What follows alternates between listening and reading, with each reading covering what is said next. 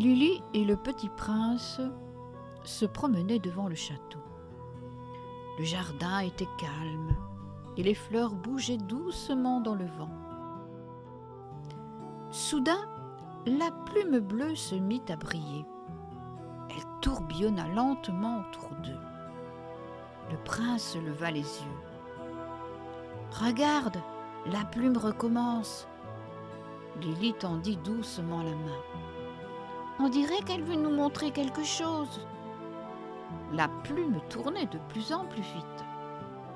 Le vent soulevait les feuilles autour d'eux. Le petit prince serra la main de Lily.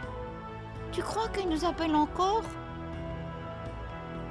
Le petit prince sourit doucement. « Alors, suivons-la. »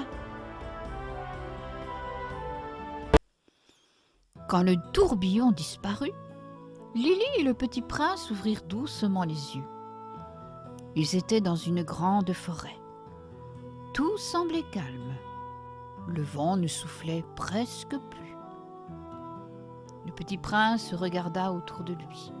« Cette forêt est étrange, dit-il. » Soudain, un petit écureuil sortit des buissons. Il tremblait de peur. « N'aie pas peur, dit Lily. » Le petit écureuil regarda Lily, puis il tourna la tête vers le fond de la forêt, comme s'il voulait leur montrer quelque chose.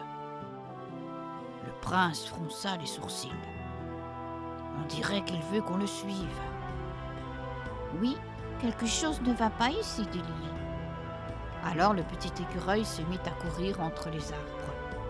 Et Lily et le prince décidèrent de le suivre.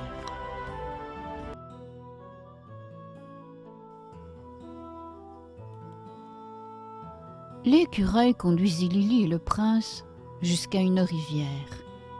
Mais en arrivant, Lily s'arrêta brusquement. L'eau était sombre et sale. Des morceaux de bois flottaient partout. Les arbres autour de la rivière avaient été coupés. Le prince regarda la forêt abîmée. « Mais qu'est-il arrivé ici ?» dit-il. Lily regarda tristement la rivière. « Quelqu'un fait du mal à la forêt. » Le petit écureuil baissa la tête, il semblait très inquiet. Soudain, un grand bruit résonna au loin. Il leva les yeux.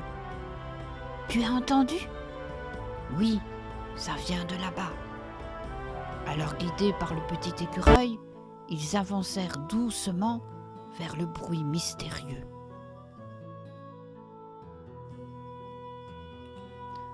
En avançant doucement dans la forêt, Lily le prince et le petit écureuil découvrirent enfin d'où venait le bruit. Une bande de bûcherons coupait les arbres sans faire attention à la forêt. De grands troncs tombaient au sol dans un énorme fracas. Des morceaux de bois et de la boue glissaient jusque dans la rivière, qui devenait de plus en plus sale. Le prince regarda autour de lui inquiet. « Ils détruisent toute la forêt. » Lily resta silencieuse quelques secondes, regarda les arbres coupés, la rivière polluée et les animaux cachés dans les buissons. « La forêt est triste, » murmura-t-elle doucement. Mais les bûcherons continuaient leur travail, sans voir le mal qu'ils faisaient autour d'eux. Le chef des bûcherons s'approcha de Lily. Cette fois, il ne criait plus.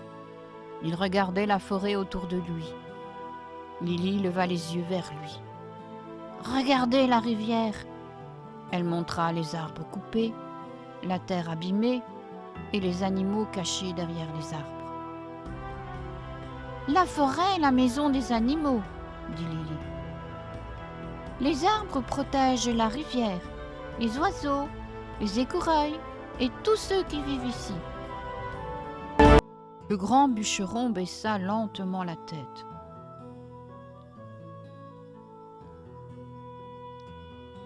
Il n'est pas trop tard pour réparer la forêt, dit le prince. Et pour la première fois, les bûcherons semblaient avoir compris.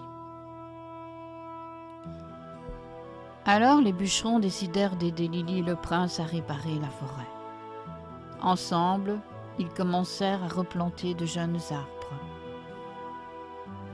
Le chef des bûcherons creusait doucement la terre, les autres transportaient des graines et de petites pousses.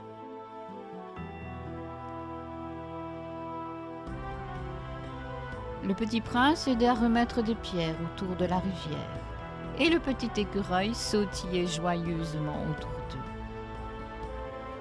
Petit à petit, la forêt semblait revivre. Les oiseaux revenaient chanter dans les arbres. Le chef des bûcherons regarda Lily avec un sourire. « Merci de nous avoir ouvert les yeux, dit-il. Une forêt doit rester vivante pour tous ceux qui y habitent, dit Lily.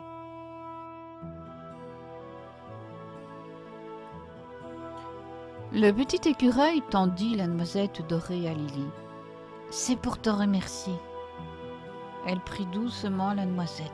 « Elle est magnifique. » Et elle la mit dans sa poche. « La plume revient, murmura le prince. Lily serra la noisette dorée dans sa poche. « Je crois qu'une nouvelle aventure nous attend, dit-elle. » Le tourbillon magique grandit autour d'eux et ils disparaissent dans la lumière bleue. À bientôt pour une nouvelle aventure.